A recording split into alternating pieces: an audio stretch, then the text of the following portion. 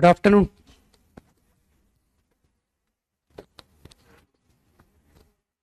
Start हुआ कि नहीं हुआ? आया।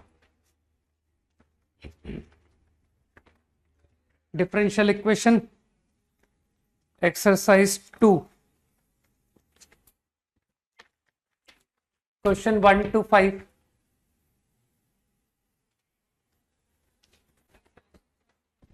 One exercise 2 1 to 5। Any doubt?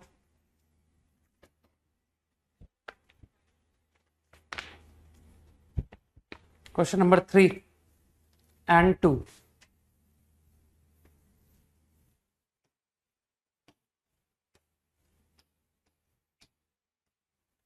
Question number 2 का मीनिंग क्लियर होना चाहिए था ना। एक कुछ रॉन्ग ग्राफ बना लेते हैं। सपोज ये रॉन्ग कर्व है, ठीक। Projection of its ordinate. Ordinate का क्या मतलब होता है? Line parallel to Y axis. सही है। तो any point on it H comma K, any point, तो ये लेंथ एक्स एक्सिस, ये लेंथ कहलाएगा ऑर्डिनेट, ठीक। तो ऑर्डिनेट का projection upon normal at the same point obviously, तो एच के पर नॉर्मल बनाया,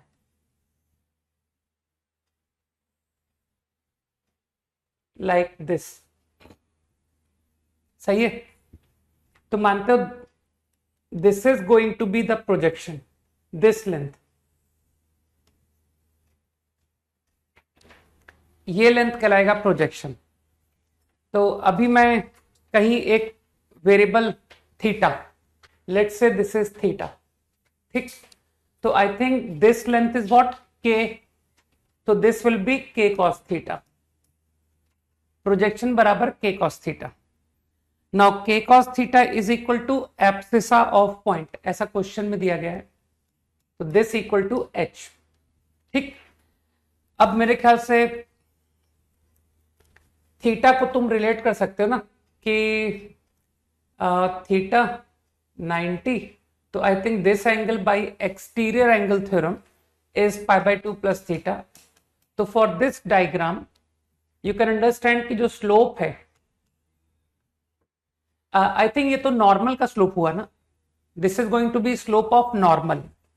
तो -1 upon D Y by D X, मतलब tan of pi by 2 plus theta which is minus cot theta, ये नॉर्मल का स्लोप है। तो फिर टेंजेंट का स्लोप तो tan थीटा हुआ ना, ठीक। बाकी ज्योमेट्री से तुम कह भी सकते थे कि यार ये तो मैं आपको डायरेक्टली ज्योमेट्री से बताया था कि ये एंगल थीटा होने वाला है, तो your tan theta is D by D X. बस, तो ठीक है, एक डिफरेंशियल इक्वेशन क्रिएट कर लो। तो आई थिंक आई स्क्वायर, अब रुको मैं एक्स वाई में लिख रहा हूं directly, X square sec square theta is equal to Y square, 1 plus tan square और tan थीटा है ना, प्लस माइनस tan थीटा, तुम डायग्राम के अकॉर्डिंग, ठीक है। तो जैसा डायग्राम होगा उसके अकॉर्डिंग तुम स्लोप पहचान जाओगे। ज्यादा से ज्यादा क्या होता है, तुम्हारा स्लोप टेंजेंट का माइनस tan थीटा आ जाता है, ठीक है। ये रही डीई। मुझे लगता है अब प्रॉब्लम को मुझे छोड़ देना चाहिए कि सर इसके आगे हम खुद कर लेंगे, है ना। इसके आगे तो इंटीग्रेशन के तुम्हारे स्किल्स चेक होंगे, y बाई एक्स को t मान करके। तो प्रूव कर दो कि तुमको इंटीग्रेशन आता है, और क्या, y equal to T X T plus X D T by D X. बस, मैंने बहुत अच्छा इंटीग्रेशन बताया हुआ है, तो आई एम श्योर कि तुम अब सॉल्व कर लोगे, ठीक है। काफी अच्छा इंटीग्रेशन बताया था मैंने ना, ठीक।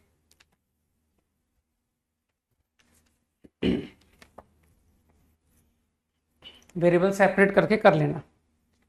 क्वेश्चन नंबर 3,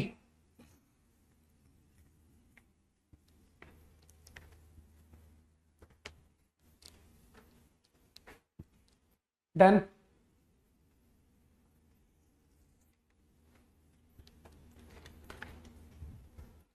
तो कॉमन सेंस से तुमको समझना था कि यार ये ऑर्डिनेट का क्या मतलब ले रहा है ना, तो वो सब तुमको समझना था। पॉइंट का जो सेगमेंट वाई एक्सिस के पैरेलल लेंथ,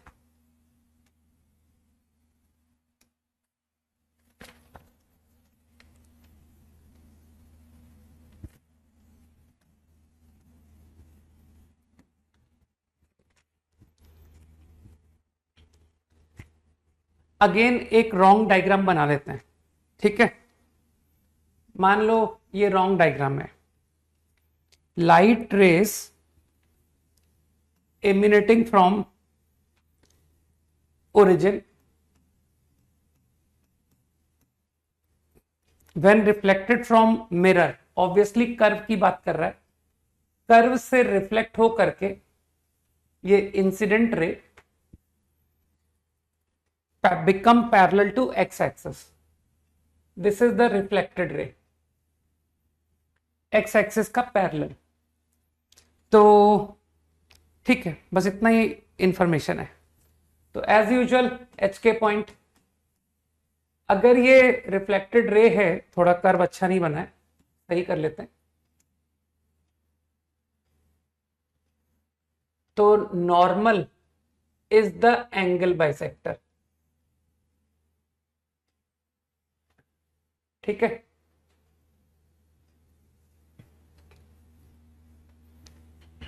नाउ ये एंगल और ये एंगल इक्वल, लेकिन तुम पैरेलल लाइन को देख करके भी बोल सकते हो ना कि सर ये एंगल भी इक्वल, ठीक है। 9th क्लास में पढ़ाते हैं क्या कहते हैं, ऑल्टरनेट एंगल्स है। तो क्या तुमको ये ट्राइएंगल आइसोसेल्स दिखाई दिया, ठीक है।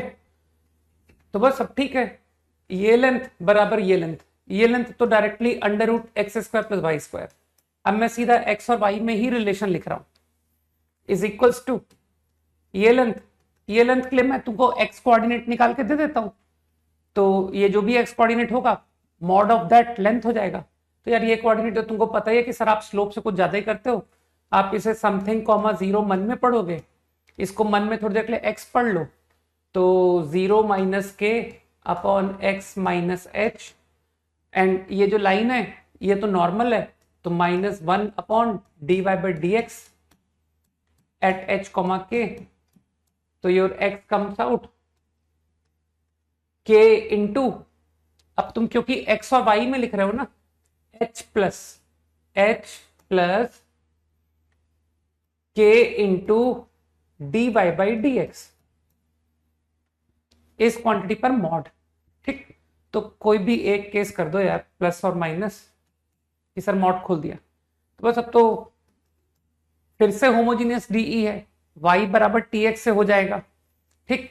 और बाकी थोड़ा सा अगर स्मार्टली करोगे तो बेहतर सॉल्यूशन दे सकते हो कि sir X D X Y D Y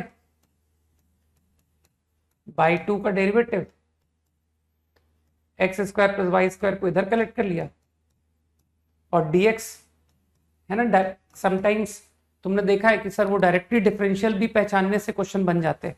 तो ये तो यार dt बाई रूट टी हो गया, तो 2 root T, 2 cancel out, equation comes out like this plus C, if you square तो तुमको दिख जाएगा कि सर ये पैराबोला के फॉर्मेट की इक्वेशन आ रही है, एक्स स्क्वायर कैंसिल हो जाएगा, है ना। Question number 6 to 10, any doubt? 6 to 10 quickly.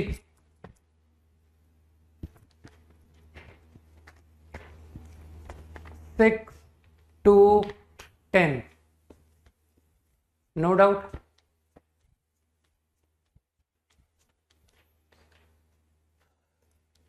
क्या बात है, चैट स्टॉप हो गया?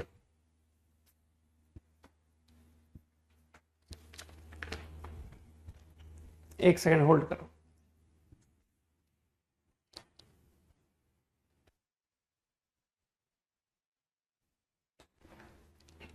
सिक्स एंड 9 एंड 8, तुमको क्या लगता है मैं सारे बता दूंगा? 8 you can help your self, 6 8 9 9 9 को देखने दो।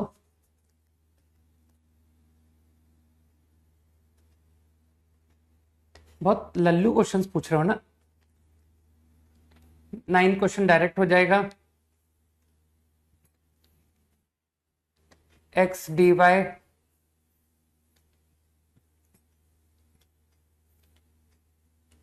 ये वो एक लेंदी सॉल्यूशन कुछ लोगों को बताया था मैंने, सबको नहीं बताया था, ठीक है।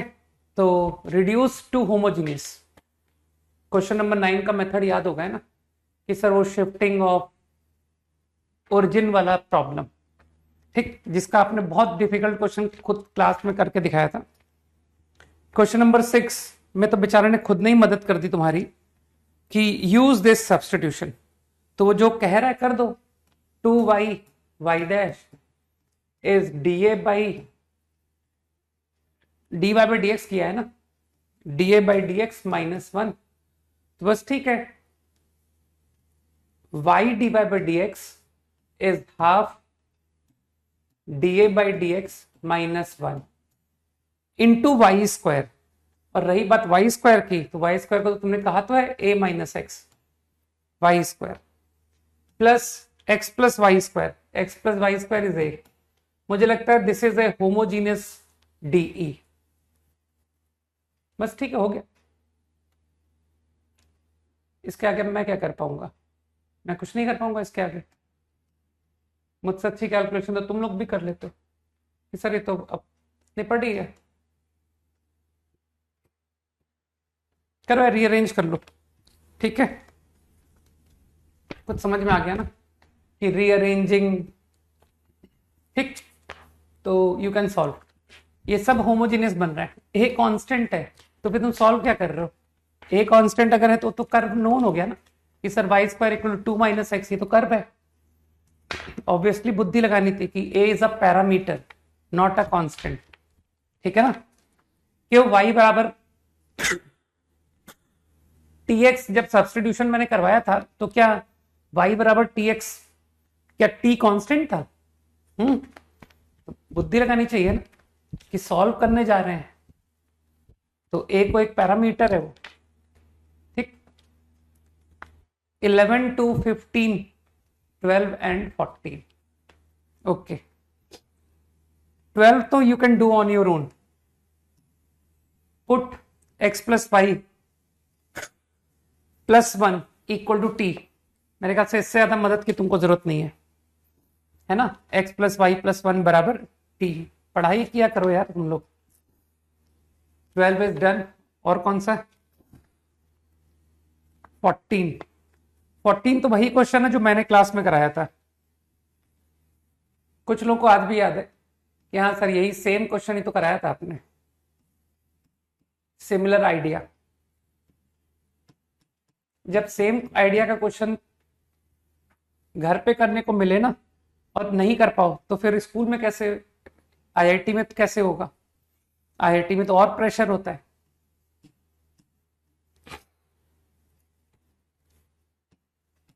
बस इससे ज्यादा हिंट नहीं दूंगा।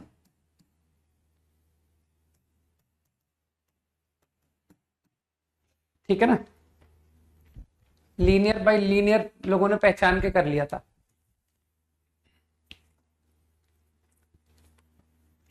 थर्टीन तो सेम थॉट आईआईटी ने भी पूछ लिया था अभी कुछ ही समय पहले, आई थिंक 17 18 या ऐसा ही कुछ। 13 इनफैक्ट बेटर है क्वेश्चन। ये सब होमोजीनियस विथ शिफ्टिंग के थॉट पर बेस्ड आ रहे हैं। y प्लस 2 डिनोमिनेटर, भाई ऊपर y प्लस 2 लिखा है ना, तो नीचे भी y प्लस 2 पढ़ लिया।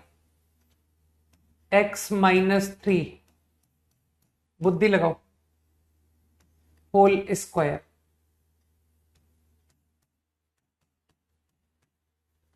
dy by dx। अब मन में विचार आ रहा होगा कि सर इसे कैपिटल Y की तरह ट्रीट किया जाए, इसे कैपिटल X की तरह ट्रीट किया जाए, तो ये तो होमोजीनियस है। कुछ लोगों को याद आया है ना कि ये तो होमोजीनियस है।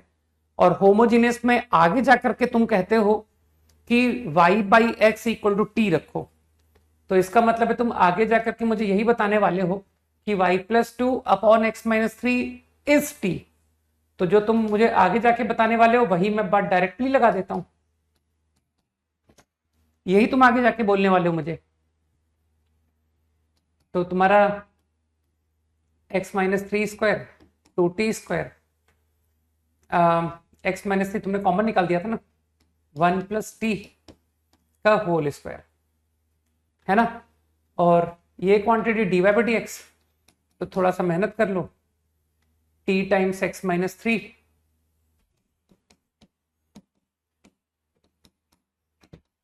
तो what do I get, t plus, है ना, dy/dx बराबर t प्लस x-3 dt/dx। तो बस ठीक है, यहीं पर करते चले जाओ कि सर छोड़ दो, अब आप रहने दो, ठीक। इसके आगे आपसे बेहतर कैलकुलेशन तो हम ही लोग कर लेंगे, ठीक। हो गया, वेरिएबल सेपरेट हो गए। Now you can solve for t in terms of x, बस बाद में t को पुट कर लेना। होमोजीनियस को पहचानना सीखो, right. Exercise 2 over, right. Exercise 3 तो होमवर्क था नहीं, है ना। DPP number 2 fine.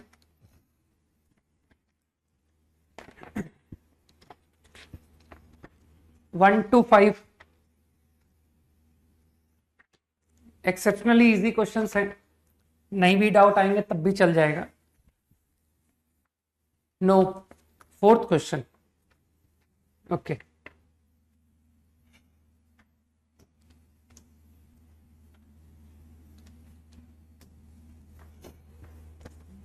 $64 squares, they have a side in common. I want to select two squares having sides in common.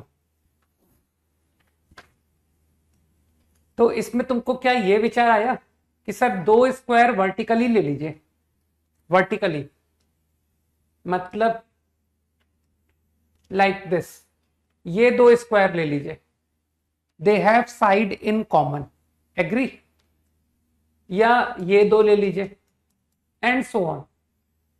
तो क्या इस तरीके से तुमको थॉट आया कि in one column I have 7 choice,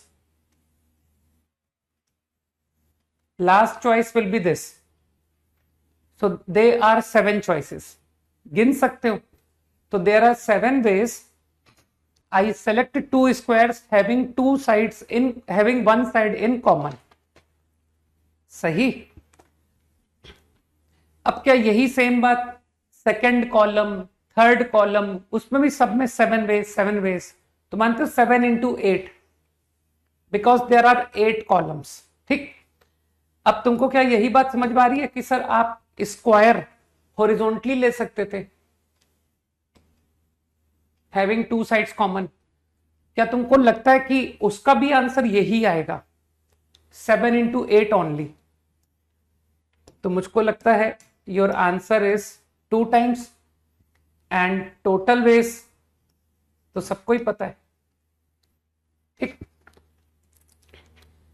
चलो इसी प्रॉब्लम को एक ऑल्टरनेट अच्छे आइडिया से बताता हूं, ठीक है। सेम क्वेश्चन को वी कैन ऑल्सो डू, तो है ना, थोड़ा कॉन्सेंट्रेट करना क्योंकि बातों को रिपीट नहीं कर पाऊंगा, है ना। मैंने एक स्क्वायर को चूज किया और फिर कहा कि दूसरा को ढूंढो। तो जो एक स्क्वायर चोजन है ना, उस पर एक्चुअली केसेस में बात होगी कि one square is in the corner, ये 4 कॉर्नर है ना। तो सपोज एक स्क्वायर मैंने लिया, वो इन 4 में से कोई है, तो अगला स्क्वायर तुम कितने वे में ले सकते हो हैविंग साइड इन कॉमन। तो तुमको लगता नहीं कि सर इस स्क्वायर से साइड कॉमन शेयर करता हुआ ये भी है और ये भी है, 2 वेज। तो हर एक स्क्वायर के लिए तुमको 2 वेज दिख रहे हैं, तो 2 वेज लेकिन ऐसे कितने स्क्वायर थे? 4 स्क्वायर्स, 4 इंटू 2। कोशिश करना मेरी बात समझने की। Plus now if you take, है ना, थोड़ा केसेस में बात होगी, मैं कह रहा था ना, अगर मान लो तुम्हारा स्क्वायर इसमें से इस पूरी रो लीविंग कॉर्नर्स, मतलब ये 6 स्क्वायर्स में से कोई है, 6 स्क्वायर्स में से। अब अगर इन 6 में से कोई है, इसी तरह से तुम समझ जाओगे कि सर इसी तरह से आप ये 6 में से भी बोलोगे, या ये 6। ठीक है, तो second square how many ways you can take? तो डोंट यू थिंक कि if any square is among them, तो देखो इसके साथ साइड शेयर करते हुए 3 स्क्वायर्स, 1 2 3। बुद्धि लगा पा रहे हो इस बात पर? तो मुझको लगता है कि 3 वेज, लेकिन 3 ways for how many squares? Sir square, 1 square can be chosen here 6 ways, 6 6 6 6 24। ठीक है, तुम चिंता मत करो, मैं समझ रहा हूं कि तुम लोग बात को समझ रहे होगे कि सर आप स्क्वायर के ऑर्डर को इंपॉर्टेंस दे रहे हो कि फर्स्ट स्क्वायर सेकंड स्क्वायर, तो मैं करेक्ट कर लूंगा, डोंट वरी। ठीक, तो square is from this row, from here, from here, from here, या कॉर्नर्स। ठीक, अब इसी तरह से अब रिमेनिंग स्क्वायर की बात करो कि स्क्वायर इज फ्रॉम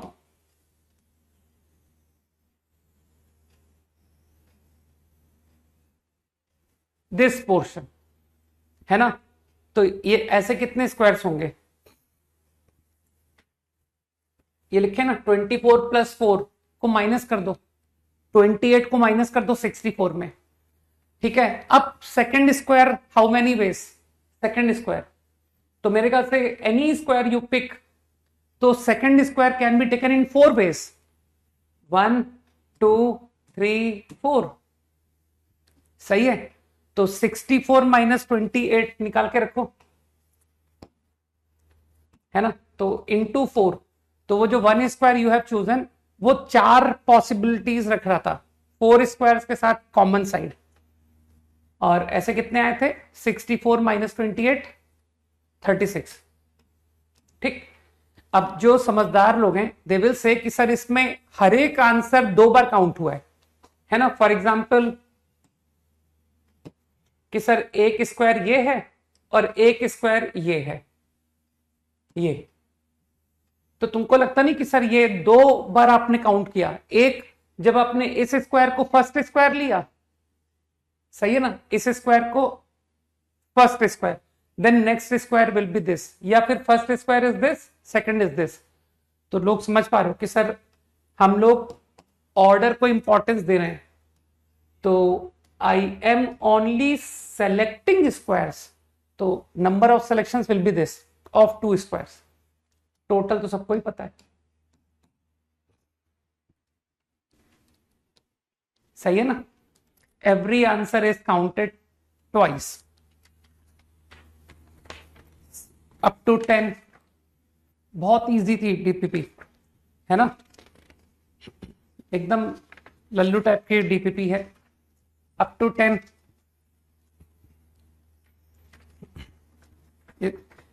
जो भी प्रोबेबिलिटी के डीपीपी दूंगा इसको तो तुम लोग खेल खेल में निपटा दिया करो, है ना। खाना खाते वक्त भी तुम लोग साइड में रख लोगे, उसमें क्वेश्चन में तुमको क्लिक करता रहेगा कि अच्छा इसमें ये करेंगे, ठीक है ना। 7th प्रॉब्लम यार एकदम स्ट्रेट सा क्वेश्चन था। 8 contestant goes to select, remaining 3 prizes are 1A 1B and 1C। तो मुझे बताओ, इसका मतलब है जो 7 प्राइजेस ऑलरेडी जा चुके हैं वो 4A होने चाहिए, वो 2B होने चाहिए, और वो 1C होना चाहिए। 7 prizes already gone and total weighs any 7। तो 8 कंटेस्टेंट जब लेने जाएगा सही है ना। When 8 contestant go for prize, तो देयर विल बी, समझ पा रहे हो, remaining prizes are 1 of each, A, B and C. 15, 11 to 15, no doubt है ना। 11 to 15 क्विकली।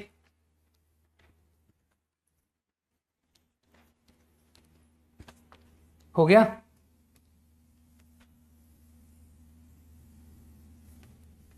फिफ्टीन, परमुटेशन अच्छा कर लो यार, जेई मेंस में परमुटेशन का क्वेश्चन जरूर आता है, ध्यान रखना। प्रोबेबिलिटी का भी आता है और परमुटेशन का भी आता है। हाँ, रिवीजन का मैं तुम लोग को जल्दी बताऊंगा, क्योंकि मैं खुद रिवीजन स्टार्ट करने के मूड में हूं तुम्हारा, ठीक है। क्योंकि अब हार्डली क्या बचा है, कोनिक, कॉम्प्लेक्स और वो छोटे छोटे 3 चैप्टर है ना, तो वो छोटे छोटे 3 चैप्टर तो फट से हो जाते हैं। और कोनिक तुम्हारे में से ज्यादातर लोगों ने 11th में पढ़ी है, क्योंकि जितना मुझे पता है 11th का पोर्शन है कोनिक सेक्शन, है ना। तो इसलिए कोनिक को तो थोड़ा सा हम लोग को तेजी से करना चाहिए ना। 15th problem, 5 different marbles, 5 different boxes, 2 boxes empty, ठीक है। ये क्या है, find the probability that exactly 2 remain empty. तो बहुत इजी क्वेश्चन है यार। सबसे पहले एम्प्टी बॉक्स सेलेक्ट कर लो, 5C2, उसको हटा दो, ठीक। Now you are left with 3 box, ये 3 बॉक्स है, और तुम चाहते हो कि सर सब में मार्बल होना चाहिए, तो तुमको तो 2 अच्छे मेथड आते हैं। एक कि सर हम ग्रुप मेथड से कर लेंगे, कि 5 मार्बल के केसेस बना लें। याद करो, पीएनसी पढ़ी है ना तुमने, 1 1 3, 1 2 2, मेरे ख्याल से और कोई केस तो बना नहीं। तो different marbles, equal group, marbles के ग्रुप बना दिए और फिर डिस्ट्रीब्यूट कर दिया ओवर बॉक्सेस, ठीक है ना। मेथड सारे आने चाहिए अपने को, है ना। 2 factorial 2 factorial, then again equal group, distribute and total waste। total waste तो मार्बल्स आर लिमिटेड, क्योंकि किसी भी बॉक्स में हम कितने भी मार्बल रख सकते हैं, तो बॉक्स लिमिटेड नहीं है। एवरी मार्बल 3 चॉइस, 3 नहीं 5 चॉइस, क्योंकि 5 बॉक्स थे ना, 5 marble 5 box, 5 ways 5 ways 5 ways. और जो लोग इंक्लूजन एक्सक्लूजन से फैमिलियर हैं, वो लोगों ने कहा कि सर ये जो न्यूमरेटर का फैक्टर है ना, ये ब्रैकेट, इसकी जगह आप इवेंट ए, भाई 2 बॉक्स तो मैं रिमूव कर चुका हूं, B1 B2 खाली है, अब जो भी भरना है वो B3 4 5 में भरना है।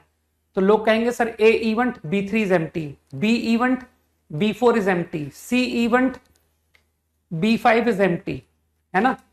तो आई गेस क्योंकि मैं हर मार्बल को 3 ही चॉइस तो दे पाऊंगा, B3 B4 B5, 3 3 3, inclusion exclusion, at least 1 box empty is wrong. तो as I said A event B1 is empty, तो S1 का आंसर कि सर B1 एम्प्टी मतलब हर मार्बल को चॉइस B2 या B3, लेकिन ये तो Na का आंसर है। तो what is the answer to S1? This is S1। मेरे ख्याल से A B C सबकी वैल्यू सेम ही आएगी, माइनस S2, तो कोई एक टर्म A इंटरसेक्शन B का मतलब है B3 is empty and B4 is empty, तो इसका मतलब है हर मार्बल को B3 choice, B3 B3 B3। I think 3C2, कुछ लोग समझ गए कि in place of bracket I can also right this, ठीक है। डीपीपी ओवर, है ना। 14th बताने लायक नहीं है ना, 14 बता के क्या करूंगा, नहीं, ठीक है। Discussion over. लास्ट क्लास में कुछ हम प्रोबेबिलिटी एंड में I think I told binomial variate है ना,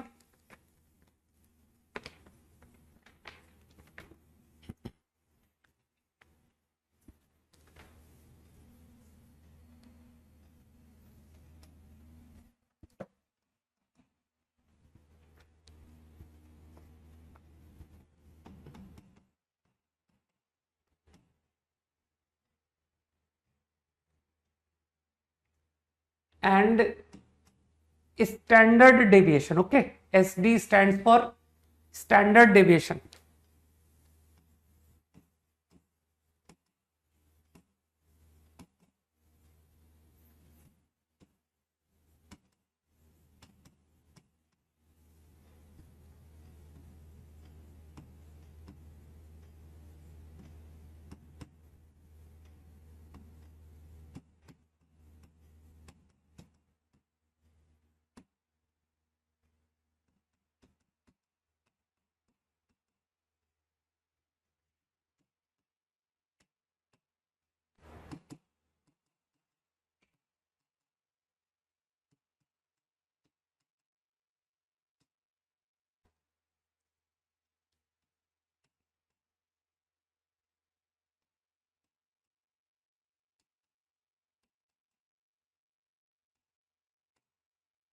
क्विकली,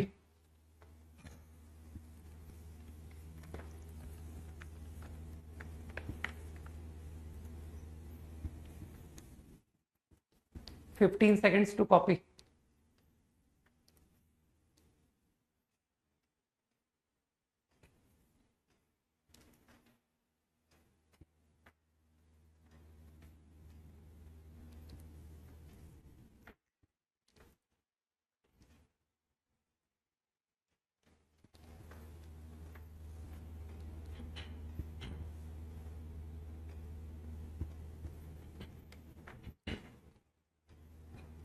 अमन, यहाँ पर जो बच्चे पढ़ते हैं ना मोस्टली, और जो अच्छा परफॉर्म करते हैं इस क्लास में बैठ करके, वो मोस्टली वही फॉलो करते हैं जो मैं उनको बताता हूँ.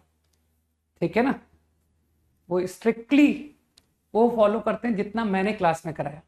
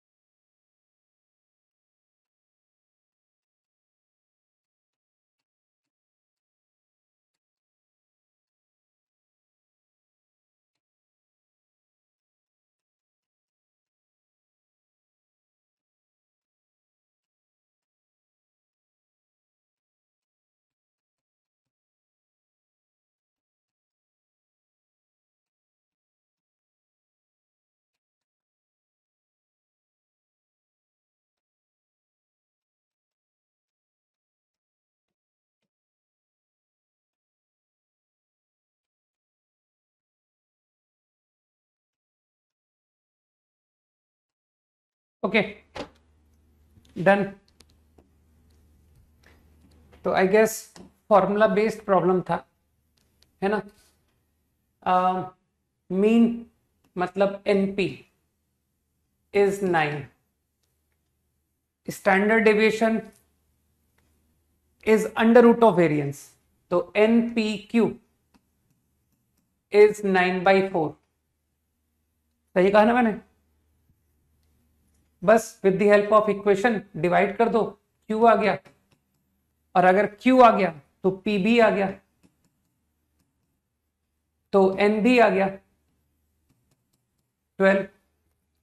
तो मुझको फाइंड करना है कैपिटल X मोर देन 1। तो तुमको लगता नहीं कि sir capital X equal to 2, capital X equal to 3 से लेकर कैपिटल X इक्वल टू 12 का सम के बजाय y0 1 माइनस x इक्वल 0 और 1, इजी। 1 माइनस नो सक्सेस मतलब ऑल फेलियर, 1/4 की पावर 12, 1 सक्सेस 12C1, 3/4, 1/4 11। मेरे ख्याल से बात समझ आ जानी चाहिए। 5 seconds क्विकली।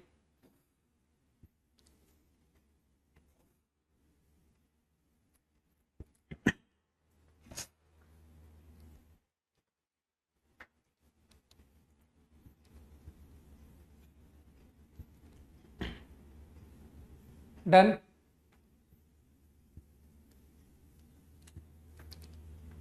ठीक,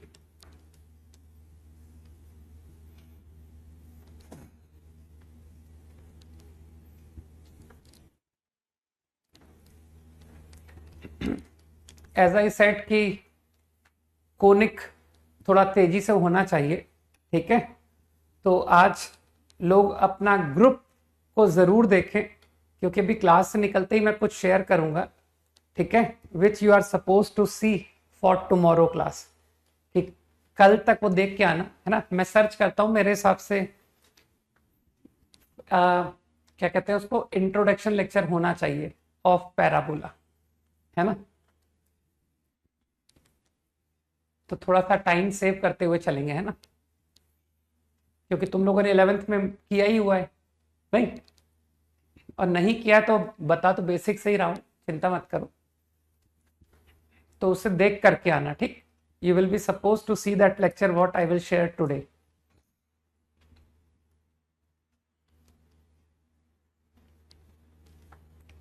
पहला हो गया।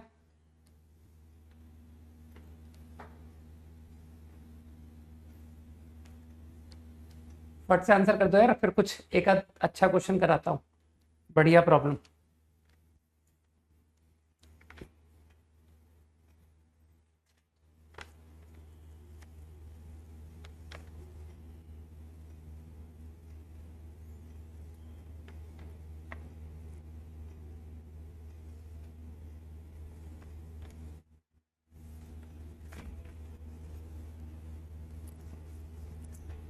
नहीं नहीं, तुम लोग अपना प्रॉब्लम्स करो यार।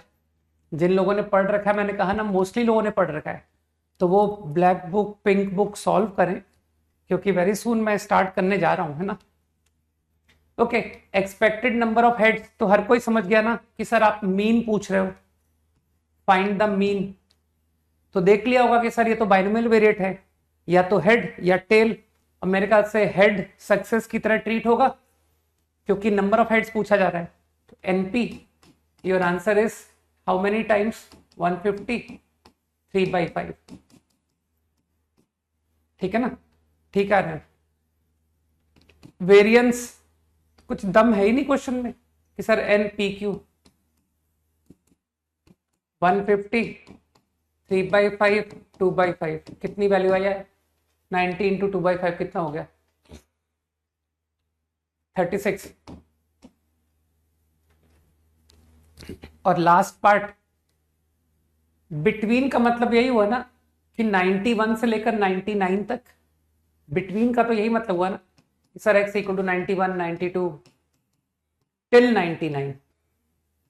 ये प्रोबेबिलिटी आप पूछ रहे हो, तो अब तो सम करके लिखना पड़ेगा ना। हाँ, कल का होमवर्क भी तो बताना है।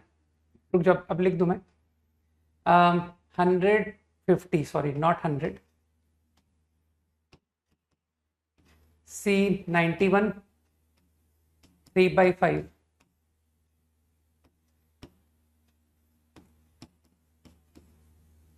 कितना हुआ 59 ना, एंड सो ऑन.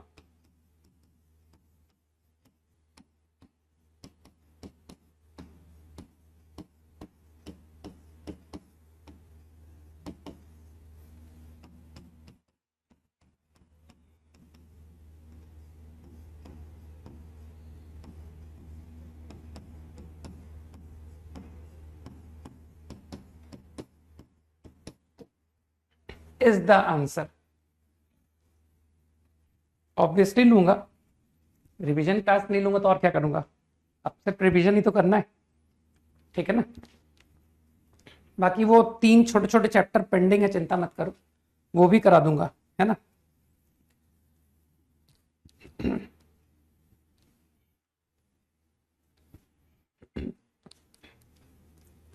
लिखो, प्रॉब्लम लिखो. अच्छा क्वेश्चन है. 32 प्लेयर्स, वेरी गुड प्रॉब्लम है ना. 32 players ranked 1 to 32. 32 players ranked 1 to 32 are playing a knockout tournament. Are playing a knockout tournament. Full stop. Assume that in every match, assume that in every match between two players, the better ranked player wins. Every match between two players, the better ranked player wins. Then find the probability that ranked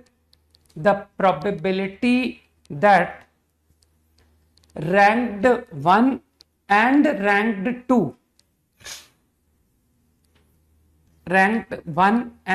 ranked 2 players are winner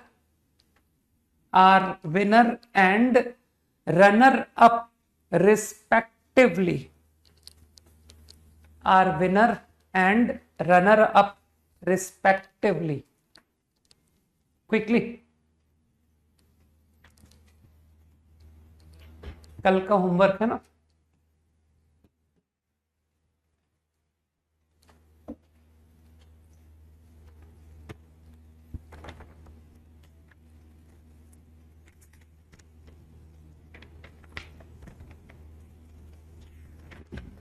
कल तक ज्यादा तो कर पाओगे नहीं, है ना. तो कल प्रोबेबिलिटी का होमवर्क देने के बजाय ओनली एक्सरसाइज 3 ऑफ डीई, है ना. एक दिन के लिए इतना ही कर पाओगे इन माय ओपिनियन.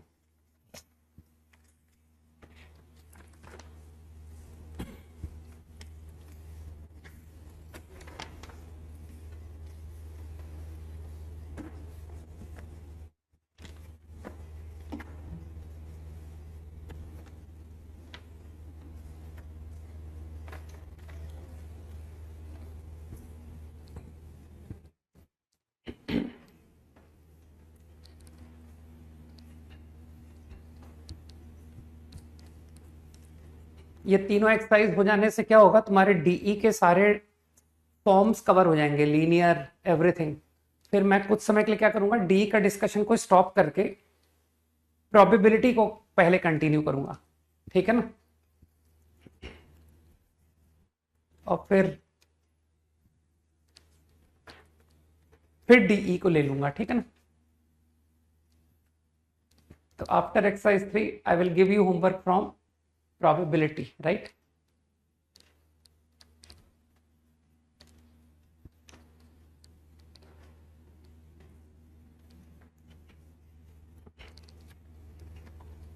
एक फास्ट रिपीट कर देता हूं, वैसे तो सभी ने नोट कर लिया। 32 players ranked 1 to 32 are playing a knockout tournament. हाँ सही है Divyanshu. Assume that in every match between two players, the better ranked player wins. Find the probability that ranked 1 and 2 are winner and runner up respectively.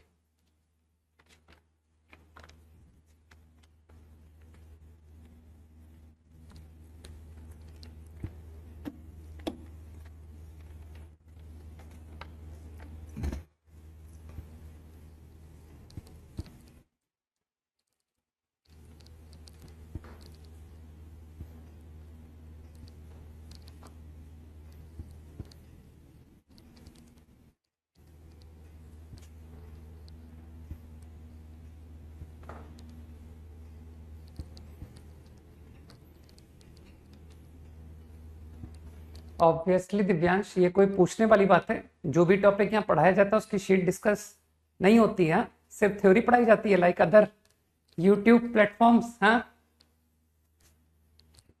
थोड़ी बुद्धि रखा करो, बोला कम करो, है ना। ज्यादा बोलने से यही होता है कि मीनिंगफुल बातें तो थोड़ी निकल पाती है, क्योंकि मीनिंगफुल स्टेटमेंट्स होते ही कम है। लेकिन फिर आदमी ज्यादा बोलता है तो फिर वो ज्यादा क्या बोलेगा? ऑब्वियसली मीनिंगलेस बातें बोलेगा।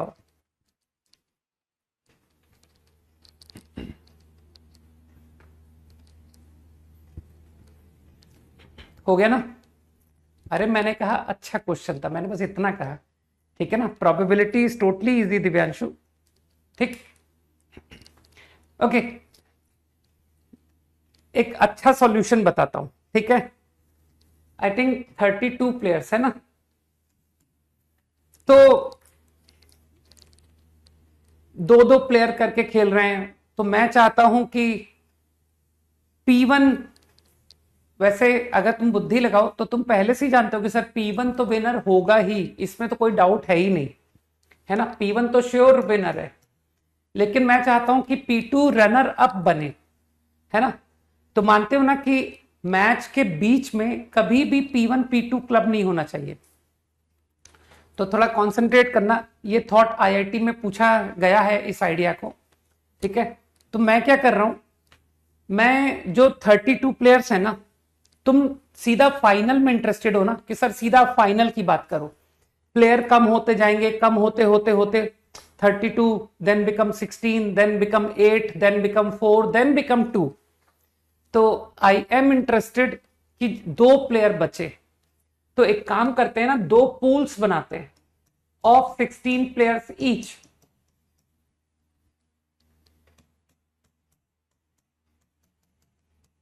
I divided players into 2 pools, 16 players 16 players। अब ये पूल का क्या पर्पस है कि सर ये जो पूल है ना, इसमें प्लेयर्स आपस में मैच होंगे, ये 16 प्लेयर्स आपस में भिड़ेंगे, और इसी तरह से ये 16 आपस में। और ये कब तक प्रोसेस होगी? जब तक इस पूल में फाइनली एक प्लेयर नहीं बचता, है ना। तो this process will continue till 1 winner remains from this pool, and similarly about this. तो तुम समझ गए ना कि सर आई एम इंटरेस्टेड कि जो P1 है और जो P2 है, ये दोनों अलग अलग पूल में होने चाहिए। तो दोनों अगर अलग अलग पूल में हुए कि सर एक पूल में P1, एक पूल में P2, तो मानते हो गारंटी P1 P2 फाइनल पहुंच जाएंगे। सोचो, क्योंकि P2 अपने से वीक प्लेयर से तो जीत ही जाएगा ना यार। तो इस पूल में P1 है नहीं, तो इट इज श्योर कि P2 विल ऑल्सो विन। तो फेवरेबल कि 16 के पूल बनाने हैं, एक पूल P1 का और एक पूल P2 का। तो तुम 2 पूल क्यों बनाते हो? तुम किसी एक पूल को ध्यान दो ना कि सर केवल एक पूल बनाते चलिए P1 का पूल बनाते हैं, ठीक। तो total ways to form pool of P1, तो total ways is I want 15 players and how many ways I can select those 15, leaving P1 itself. Out of 31 कोई से भी 15 प्लेयर आप इस पूल के लिए सेलेक्ट कर लो. And what is the favourable? Favourable है कि सेलेक्ट 15 आउट ऑफ 30. एक तो P1 खुद तो कम हुआ ही, फेवरेबल में P2 भी कम हो गया कि सर P2 को मत ले लेना. तो मेरे ख्याल से ये तुमको आंसर दे देता है 16 अपॉन कितना आया था 31. आई डोंट नो यार, देखो कितना आंसर आता है. कैलकुलेशन तुम करोगे? हाँ 16 अपॉन 31 सही है. हो सकता है किसी ने, तो ये एक अच्छा आइडिया था ना कि सर मैंने तो 2 पूल बना के कर दिए, दोनों पूल के विनर फाइनल पहुंच जाएंगे, एक विनर होगा एक रनर अप होगा. ठीक, इसी बात को तुम चाहो तो थोड़ा डिफिकल्ट भी में कर सकते हो कि sir P1 winning his first round, P1 को पहला राउंड क्लियर करवाते हैं, ऐसे भी सोच सकते हो. तो P1 winning first round, total way उसकी पेयरिंग 31 वेज में, आउट ऑफ रिमेनिंग प्लेयर किसी के साथ भी ग्रुप हो गया, and favourable not P2, P2 नहीं होना चाहिए. तो मानते हो पहला राउंड P1 भी जीत गया, P2 भी जीत गया, क्योंकि मैंने P1 को P2 के साथ पेयर होने ही नहीं दिया. इनटू, अरे मैं सिर्फ P1 पर ध्यान दे रहा हूं यार कि खाली तुम तो P1 का ग्रुप बनाओ. तो total favourable is 30 ways, total is 31 ways. अब सेकेंड राउंड में देयर आर 16 प्लेयर्स, मैं P1 का फिर ग्रुप बना रहा हूं. तो P1 का ग्रुप बनाने के लिए total is 15 players, total ways, and favourable is 14 कि sir it is not P2. मानते हो दोनों सेकेंड राउंड भी क्लियर कर गए क्योंकि आपस में भिड़े ही नहीं, तो गारंटी है कि अपना अपना मैच जीत जाएंगे. अब थर्ड राउंड जिसमें कि तुम 8 प्लेयर्स के साथ पहुंचे हो, तो P1 place with total ways 7 and favourable 6 ways. ठीक, अब तुम 4 प्लेयर के साथ पहुंच गए. ठीक, अब total ways he can play in 3 ways and favourable 2 ways, it is not P2. तो मैंने हर बार ध्यान रख लिया कि sir P1 in first round, P1 in second round, third round, fourth round. अब मानते हो दोनों फाइनल पहुंच गए क्योंकि वो आपस में कभी क्लब हुए ही नहीं. तो आई थिंक ये भी तुमको आंसर सेम ही दे के जाएगा. ठीक है, तो तुम कैलकुलेट कर लेना. ठीक है भाई, चलो बाय, जय हिंद.